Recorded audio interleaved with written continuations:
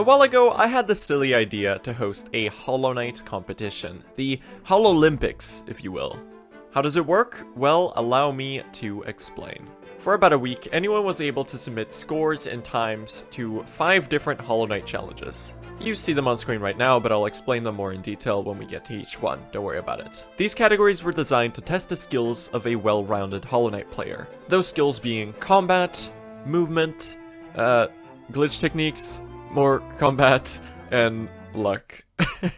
The top placers across all 5 categories were awarded some Fangamer gift cards that they could use to buy Hollow Knight merch and other stuff, I guess, but mainly that. We gathered up the top submissions and some of the most interesting ones and watched them all on stream. It was a wonderful time, and there were some really creative ones. Also, oh my god, we're almost at 100k, which is absolutely insane. Thank you all so much. So, there's the big red button down there. If you want to subscribe, you can do that. Thank you. Anyway, let's get into it. Now, the Hollow-lympics. How do they work? Well, where did it go? Oh, there we go. Found it! So, I hosted a small competition to celebrate Hollow Knight's 7th anniversary. So the way the ranking works is this. I had a whole point system, but it really doesn't matter. You can pause it if you want. Right? And the highest total score across all 5 categories wins. When are we watching the runs? We are doing it now.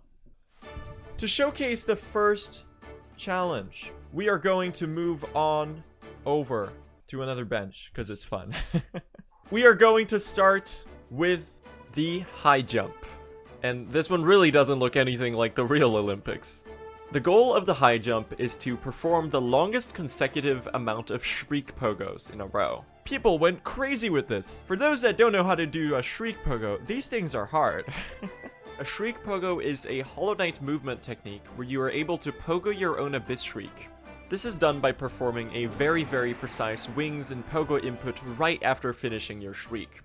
By doing this, your pogo connects with your lingering shriek hitbox right before it disappears, which gives you some height and your wings back. Anyway, the contestants were allowed to use Infinite Soul in the Hollow Knight debug mod to see how far they could really push these streaks. And may I remind you, these things have about a 2 to 4 frame window to be performed. So they're very precise. Anyway, now what were the scores, you may ask? Well, let's get into it. So I have a massive spreadsheet of all the submissions here. The very highest score was 63 Abyss Shrieks by Scotty BTB. 60 consecutive shrieks. You ready? I'm gonna show you. Here. 1, 2, 3, 4, 5. 2,000 years later. 59, 60, 61, 62, 63, and here they mess up on the last one. Boom. And they barely beat out the competition. This score was 6 Shriek Pogos ahead of second place, which was a 57 by none other than My Pet Cactus, who is an amazing runner. Now, we had a bit of a variance in how people approached this. Some people did this in the abyss, trying to climb up and get max height. This is a run by Fiasco, who got a total of 54 shrieks. So they were just trying to climb. They were on a mission. This is how the knight canonically escaped the abyss. Yeah, exactly. Show this to the Pale King. I bet he wouldn't expect it. But it gets funnier. There is an amazing submission by Eloki. This one is such a flex. You won't believe it. Eloki did a whispering route. Because with each Shriek Pogo, you refresh your wings and your dash. They went and did a whispering route just to flex on us. This is so stupid, incredibly skilled, but also incredibly unnecessary. So the leaderboard positions for the Shriek Pogo category were the following. First place, Scotty BVB with 63 Shriek Pogos, earning 30 points. Second place was My Pet Cactus with 57 Shriek Pogos.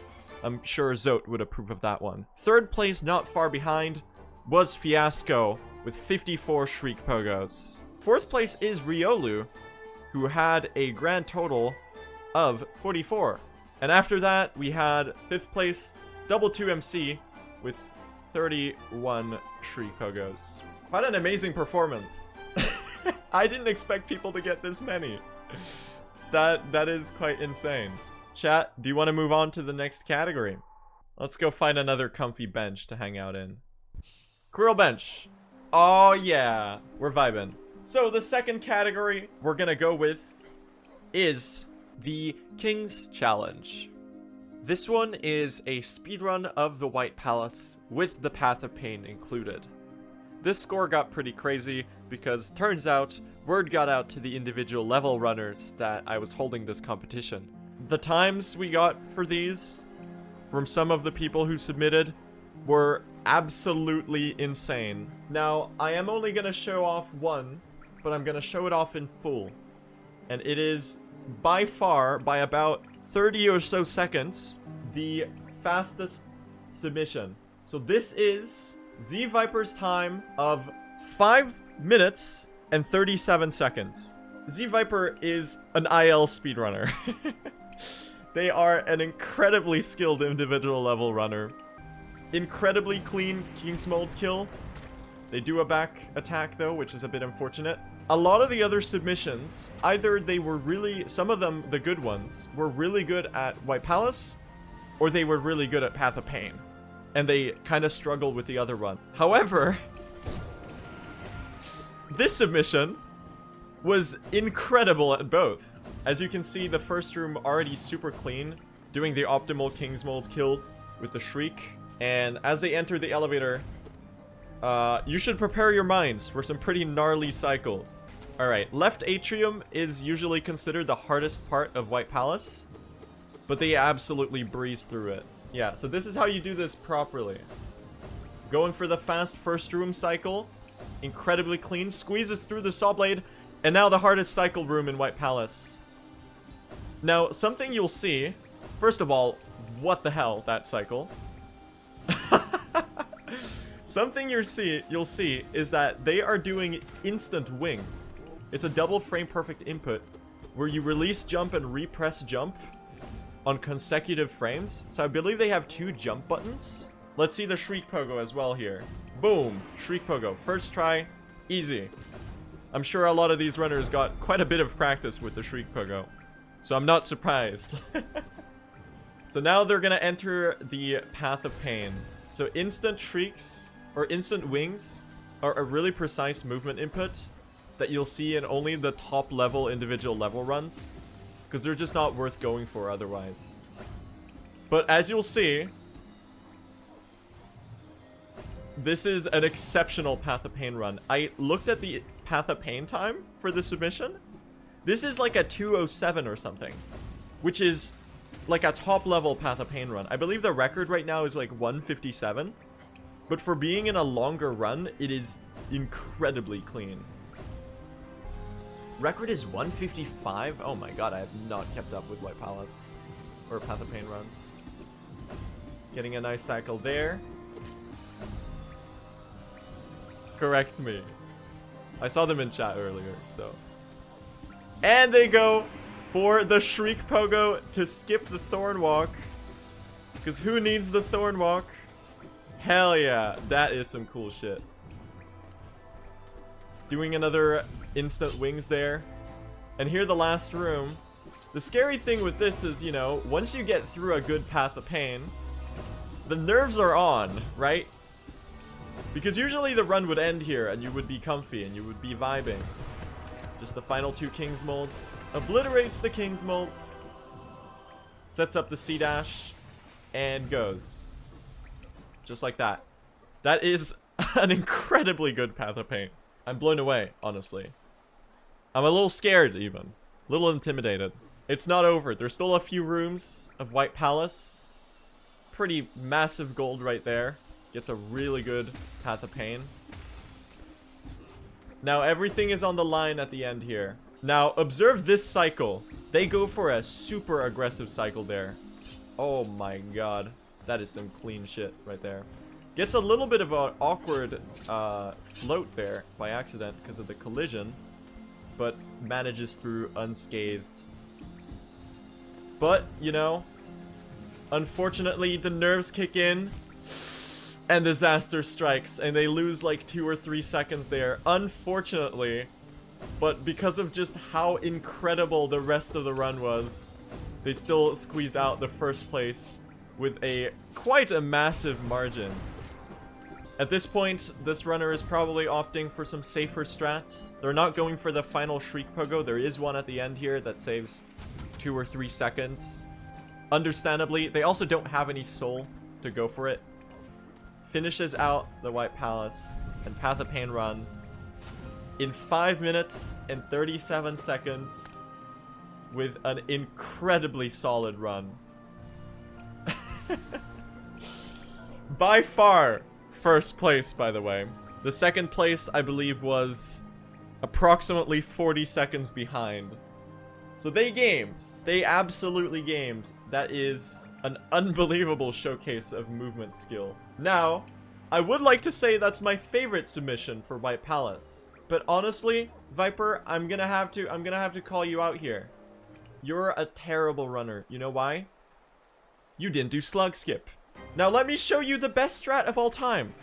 The slug skip found by Cactus a while ago, and Cactus was also the one who was brave enough to go for it.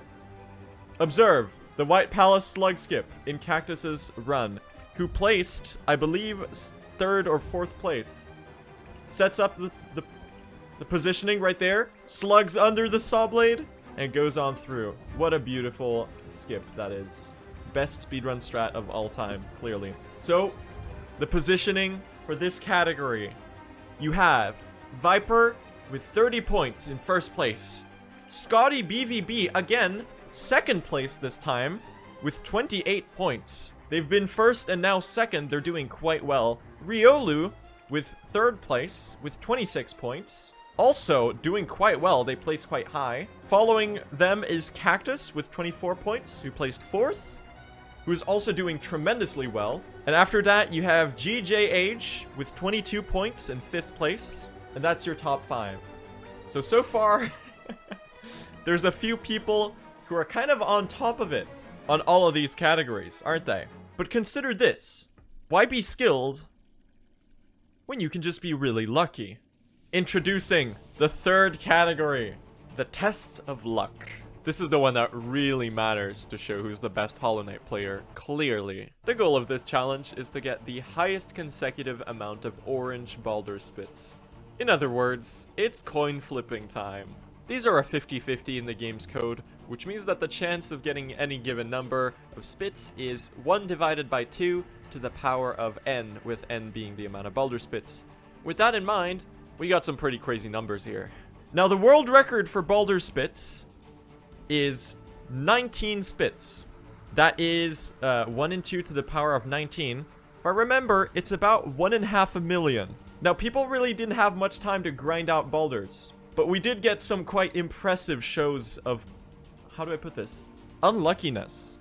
In this case, maybe luckiness, depending on how you see it. Who won? Who is the most lucky Hollow Knight player? That honor, that great honor, goes to Pilky Pie. Now this one was quite impressive. You ready? There's the Baldur. 1, 2, 3, 4, 5, 6, 7, 8, 9, 10, 11, 12, 13, 14, 15 in a row. That is approximately 1 in 32,768. That is quite an astonishing unluckiness scale. So Pilky Pie, as the most unlucky runner, squeezed out 1st place in this, earning 30 points. Scotty BVB in 2nd place again, tied with Riolu, with a grand total of 12 spits, earning 28 points each. Scotty again in the top 3. And then we had Crypto and Double MC tied for 4th and 5th. So they're all going home with a bunch of points. Now, RNG is fun. You know who is the champion of random garbage? Which boss do you think of? Could it perhaps be... Actually, I hope I have the statue unlocked on this file. I don't. Hold on. Which one's the Zote statue again? This one. Just pretend the Zote statue's here, okay? Who is the lord of all random bullshit attacks? More so than the Baldur Spits, that's right. It is Zote the Mighty. Beautiful, powerful, passionate, overwhelming, gorgeous, diligent, overwhelming, terrifying, beautiful. I said beautiful already. I don't know, whatever the rest of the words are. Zote the Mighty. Which brings us to the next competition. The Eternal Ordeal. This one's pretty self-explanatory. How many Zotes can you kill in 5 minutes in the Eternal Ordeal? The reason I chose a 5-minute limit was, before I set up the challenges, I googled what the highest score of the Eternal Ordeal was, and it turns out it stretches into the hours. And I really wasn't feeling like reviewing multiple submissions of that length. Now, I'm about to show you the winning submission, which was My Pet Cactus with 153 Zotes. Let me show you. So he's just going. He's getting those Zotes. He's just murdering away. Look at him go. So the strat here, honestly, is just using a bunch of spells. You're also trying to get them to spawn as quickly as possible. And I'm actually not exactly sure how the spawn mechanisms of the Zotes work. But as you can see, Cactus, who is, of course, a very, very skilled runner, the first person to do Hollow Knight blindfolded, among a bunch of other achievements. He just kind of went for it. Didn't do any specific strats, just kind of went in, murdered a bunch of Zotes, tried not to die. That ended up working pretty well for him, because he claimed first place by about 10 or so, 20 or so Zotes. So a lot of the focus is trying to be spent on having soul enough to do Shade Souls, which is the big priority, because you can hit things across the entire room and pierce multiple targets. Actually, you know, it would be pretty cool to see if people can beat some of these scores. So, I don't know. Let me know in the comments if you're just better or something. I don't know. A lot of the submissions get really close. A few more seconds. Now it's all about killing the last few Zotes. And he dies just as it crosses the 5-minute mark and ends up with 153 Zotes, which squeezes out the win. Now, this one was a little weird. So I got another submission. This was not something I was aware of, but apparently, I'll show you. You can dupe Zotes on the current patch of the game. By killing them with a fluke, you can kill 15 Zotes and spread the Zote skulls all over the place. It's hilarious. Now, I will tell you, this submission was invalid. Because this is a major glitch according to the speedrun rule set. But it was really funny, so I did want to show it to you. So, what did the scores look like for the Eternal Ordeal? Well, we had Cactus in first place with 153 Zotes, followed by Viper with 138, Viper placing quite high again. Scotty in third place. Scotty is still on a roll, placing highly on almost every challenge. Followed by Riolu, who got a grand total of 121 Zotes. Followed by Matthew Boyak, who got 120. At this point, there is only one challenge left. Now, we've showcased your skill in doing glitches. We've showcased your skills in doing speedruns, in being unlucky, in butchering Zotes. And there was only one thing left waiting for us. And that was a show of combat. A show of proficiency in the art of the nail. The Knights Challenge. This functions as the other combat gauntlet of this competition. The goal of this is to perform a Pantheon 4 speedrun as quickly as possible. Sounds pretty simple, but if you want to get a good time and end up placing high on the leaderboard, you gotta equip Fury and Fluke Nest and all of that stuff. So, pretty challenging. Some people were not scared of the challenge, however. Let me tell you, when I saw the times people got for this, I was impressed. And one person in particular absolutely blew this competition out of the water. And that was Z Viper once again, ending up with a time of 4:02:05.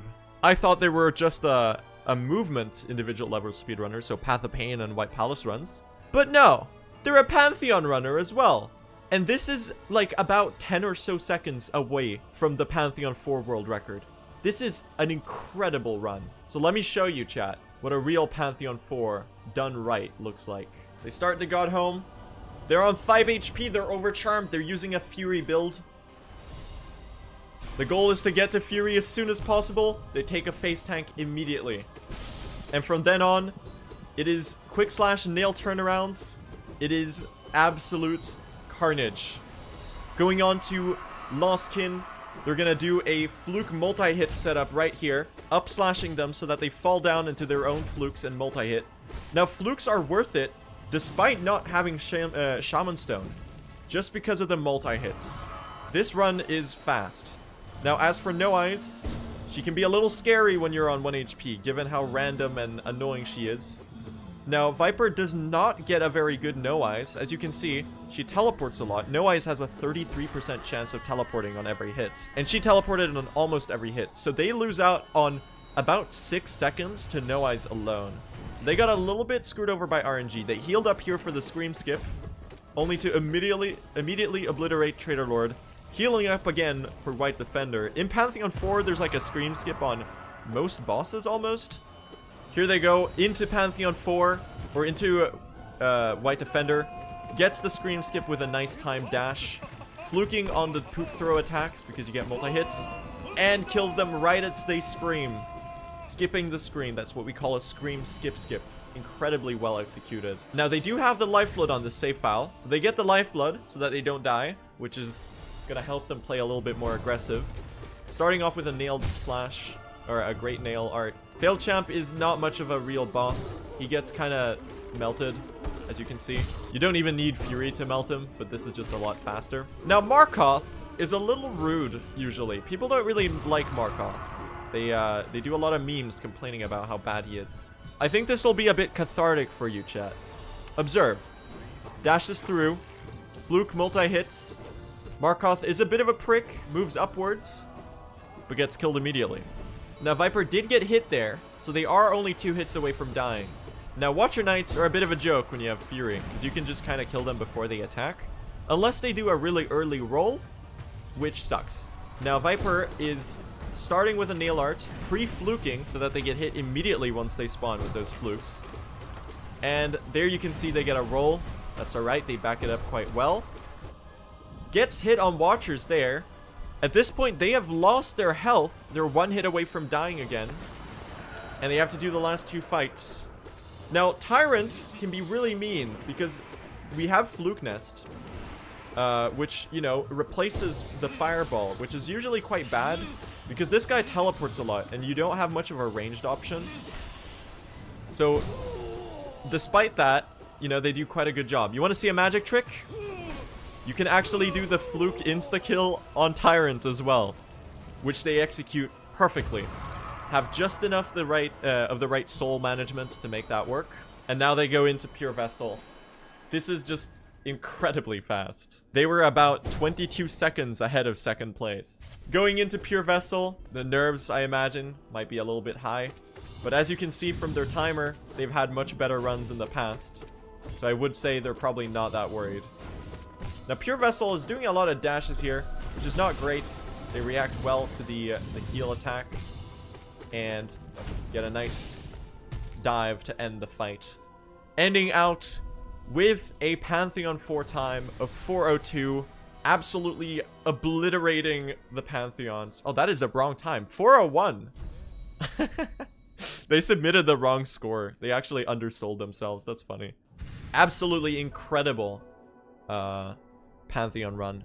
So, for the God Home Pantheon 4 category, the Knights Challenge, Z Viper placed in 1st, followed by Scotty BVB, followed by GJH, followed by Mike Pet Cactus, followed by Riolu. Incredibly good placements from all of them. Which brings us to the final scores.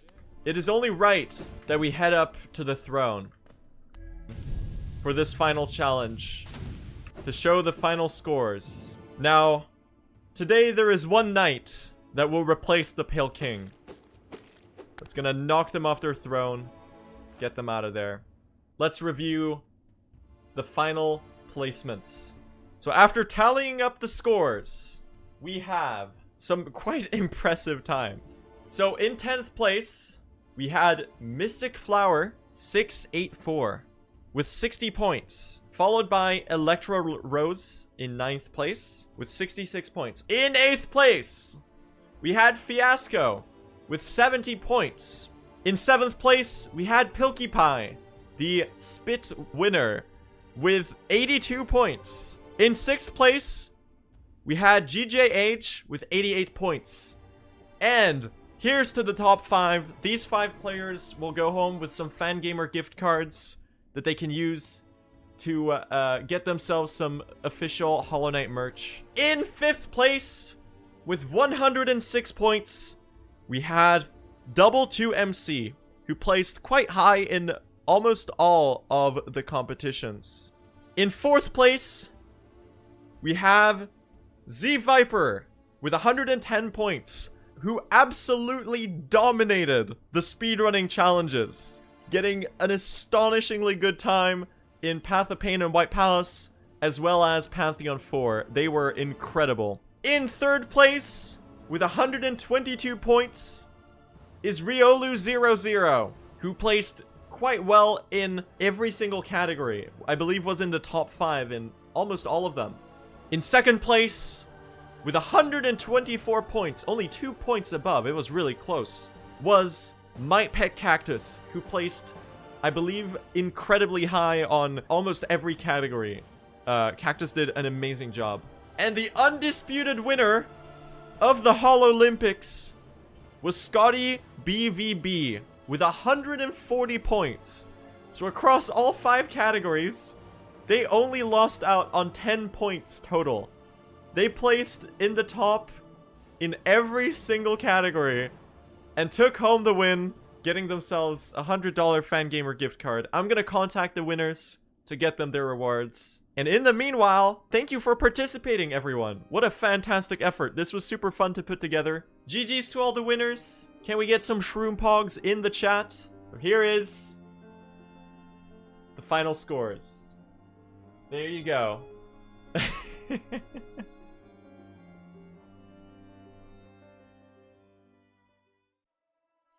Hey everyone, thanks for watching. I just wanted to say sorry for not uploading in like a bajillion years. I'm working on a few videos right now, so they'll be out soon, hopefully. And I might do another Everything Is My Voice at some point soon as well. Anyway, yeah, thanks. Bye. Have a good day. Whoa, whoa!